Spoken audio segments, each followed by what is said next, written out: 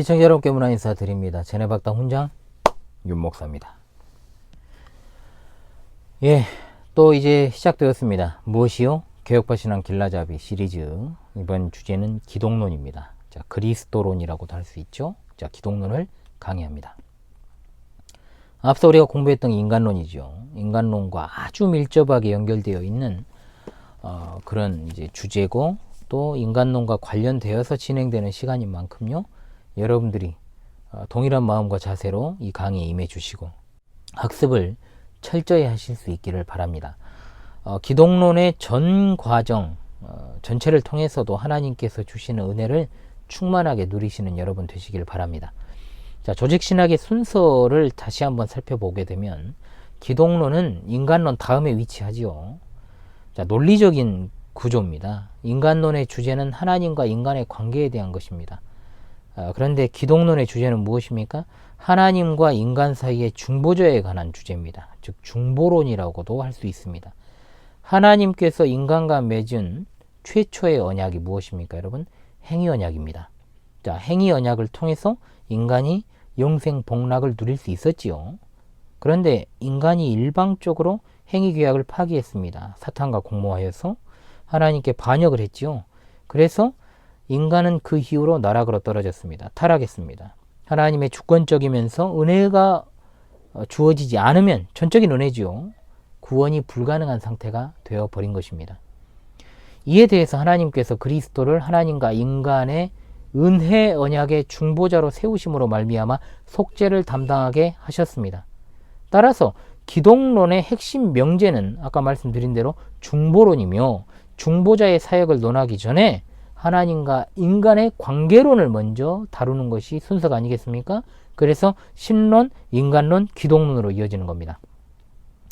조직신학의 주제의 모든 것이 다 삼위일체 교리에 입각한 것입니다. 그런데 특별히 기독론은 삼위일체 교리와 정말로 더욱더 직접적인 관련성을 가지고 있기 때문에 고대로부터 근대에 이르기까지 당연히 사탄은 이 기독론을 공격하는 것이 가장 중요하기 때문에 여러 이단들의 표적이 되어왔던 것이 기독론인 것도 사실입니다. 따라서 기독론을 공부함에 있어서 이런 어떤 이단들의 역사적 흐름을 이해하는 것도 아울러 필수적인 과정이라고 볼 수 있겠습니다. 기독론의 구조는 가장 보편적으로 이야기한다면 중보자 예수 그리스도의 인격과 그분의 신분과 그분의 사역, 이것으로 이제 나누게 됩니다. 저 또한 전통적인 구조를 따라서 기독론에 대해서 진술해 나가고자 합니다. 그래서 저 이 강의는 항상 그래왔던 것처럼 조성만 박사님과 조영엽 박사님 그리고 볼코프 교수님의 조직신학을 기본 교과서로 삼았고, 아울러 여러 개혁파 신학자들의 조직신학을 참고서적으로 두루 사용했다는 것을 밝혀두도록 하겠습니다. 자, 그래서 이번 시간에 다룰 첫 번째 장 주제는 중보자 예수 그리스도의 인격, 그 가운데서도 은혜 언약과 중보자 예수 그리스도에 관한 내용입니다. 지난 우리가 인간론의 말미에서도 이 은혜 언약을 공부했습니다만, 자, 그래서 예수 그리스도의 인격은 중보자로서의 그리스도의 품위와 품격론이다, 이렇게 이제 말할 수 있습니다. 따라서 기독론을 갖다가 아까 서두에 말씀드린 대로 은혜 언약적 측면에서 이해한다면 중보론이라고도 할 수 있고 화해론이라고도 말할 수 있는 겁니다. 자, 그래서 앞선 인간론에서 하나님께서 창조하신 피조물인 인간이 행위 언약을 파기했지 않습니까? 일방적으로 사탄과 공모해서 전적으로 이제 타락한 존재가 되었다라는 것을 우리가 공부를 했습니다. 이게 핵심이죠. 하나님과의 언약을 파기했다.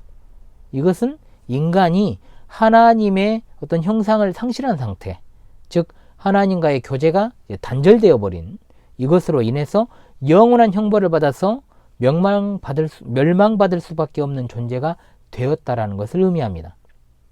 이것은 인간의 소망 없고 비참한 처지를 여실히 보여주는 것이지요.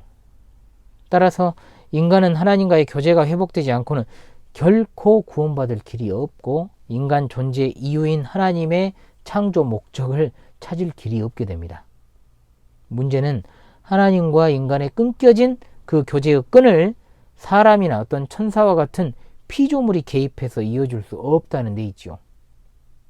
그런데 놀랍게도 하나님께서는 그리스도를 하나님과 사람 사이의 교제와 화목의 중보자로 삼으셔서 속죄 사역을 담당하게 하셨습니다. 이것은 그야말로 하나님의 은혜이며 이로써 새로운 언약, 새 언약인 은혜 언약이 하나님의 은혜로만 성립되게 되었고 그 결과로 하나님과 죄인인 인간과의 교제가 다시금 이루어지게 된 것입니다. 자, 인간론에서 정말로 우리가 핵심적으로 다뤘던 주제가 무엇입니까? 은혜 언약이죠.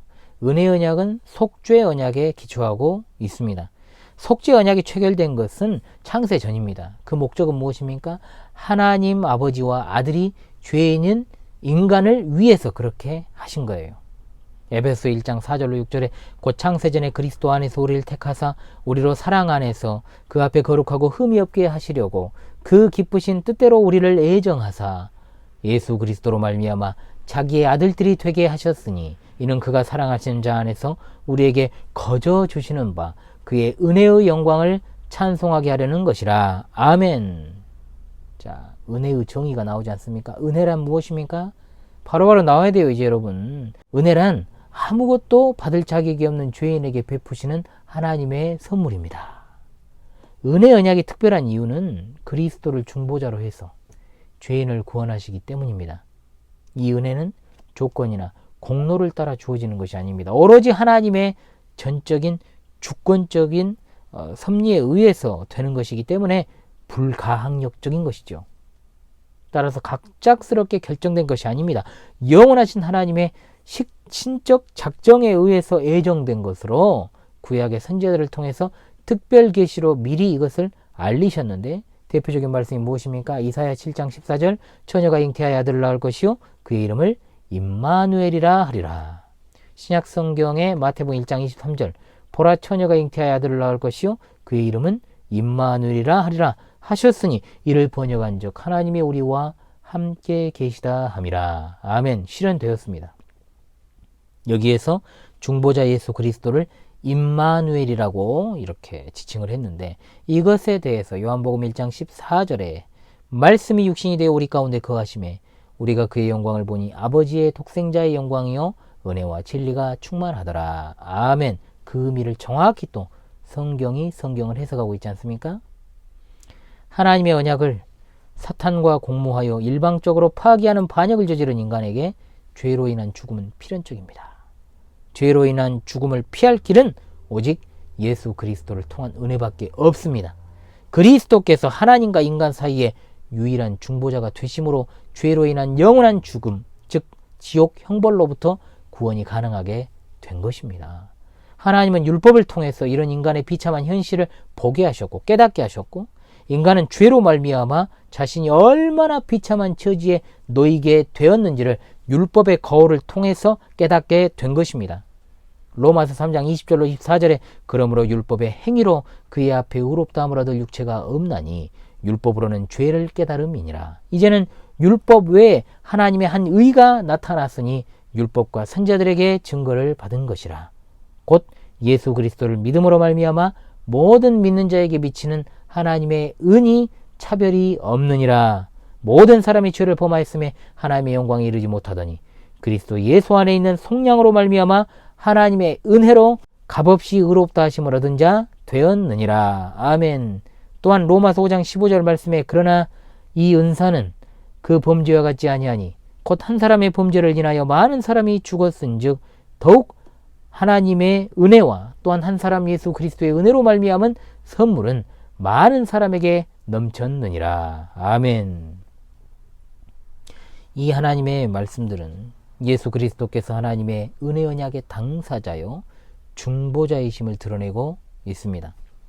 첫 조상 아담이 모든 인류의 대표자이자 행위 언약의 당사자인 것과 같이 은혜 언약에 있어서 그리스도께서는 택자들의 대표자이시며 동시에 하나님과 인간 사이에 유일한 중보자가 되심을 알 수 있습니다.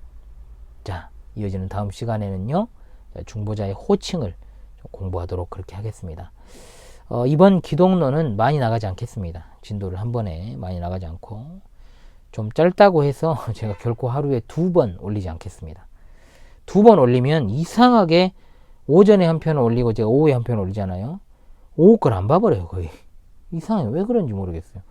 오후 거를 거의 안 보는 경향이 있어서, 그래서 정말로 이것은 제가 보게 하게끔 하려고 하는 것이지 무슨 제가 억으로 끌려고 하는 게 아니잖아요. 그렇기 때문에 정말 나는 오전 오후 다 두 편 보고 싶다 하시는 분은 댓글 남겨주십시오. 그러나 없을 거라고 생각하고요. 자, 지금까지 했던 것들을 조금씩 복습해 나가면서 동시에 그 주의 것을 갖다가 학습하시는 여러분 되시기를 바라겠습니다. 여러분의 소중한 시간들을 절약해서 금쪽 같은 시간으로 이 제네박당 수업 시간을 보내시기를 바라겠습니다. 지금까지 제네박당 윤목사였습니다. 감사합니다.